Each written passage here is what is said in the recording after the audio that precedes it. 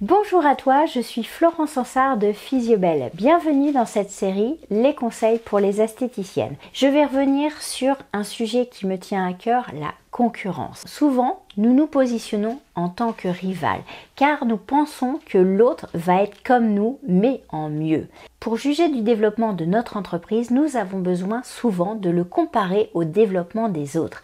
C'est un processus de comparaison sociale habituel que nous utilisons pour mieux nous connaître, nous positionner par rapport aux autres, pour préserver, alimenter ou améliorer notre estime de nous-mêmes.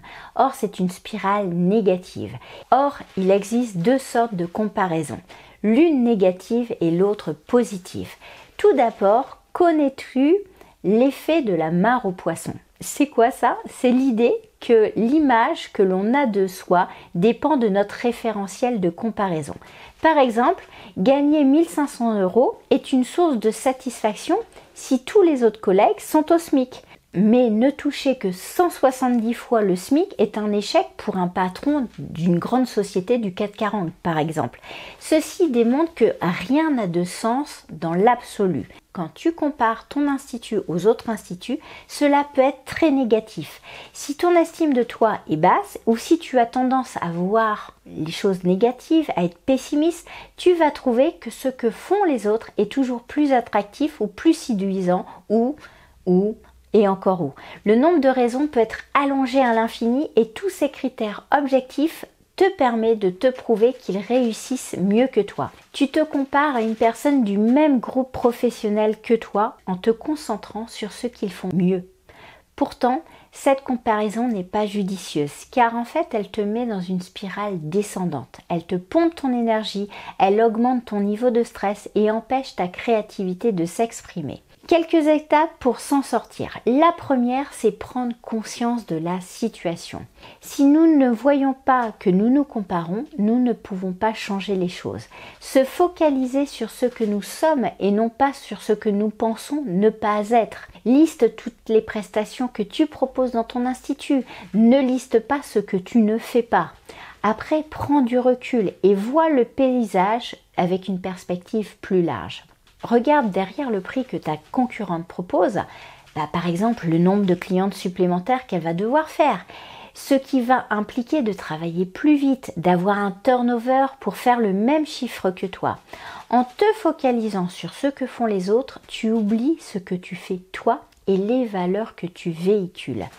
Autre chose, limiter le temps passé sur les médias sociaux. Combien de temps passes-tu à analyser la carte des autres, à scruter leur page, leur Instagram? Les réseaux sociaux montrent l'image qu'une personne ou une entreprise veut faire passer, mais bien souvent pas la réalité. Et surtout, tout le temps que tu passes à t'occuper des autres, c'est du temps en moins pour le développement de ton entreprise.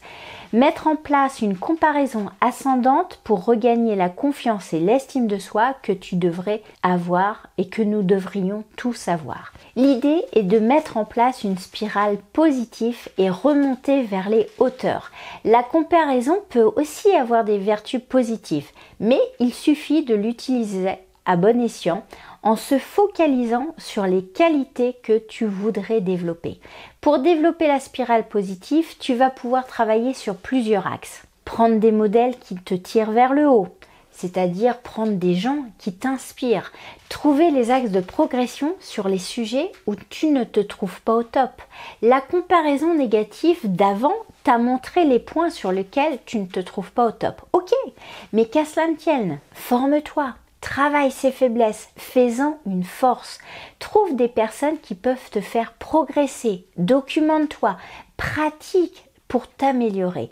Bref, l'idée c'est de devenir actif pour progresser sur ce qu'on n'aime pas. Quand nous nous positionnons en tant que rival au terme d'une comparaison avec les esthéticiennes de notre environnement, c'est que nous croyons que l'autre va faire la même chose que nous. Et même s'il arrive qu'une concurrente nous copie, jamais, et je dis bien jamais, personne ne pourra copier l'essence de ton institut. Car ce qui fait que ton institut est unique, différent de tous les autres, c'est toi, ta personnalité, ton écoute, ta dextérité. Et rien que pour cette raison, tu n'auras jamais les mêmes clientes. Donc arrêtons de croire que nous devons écraser les autres pour réussir.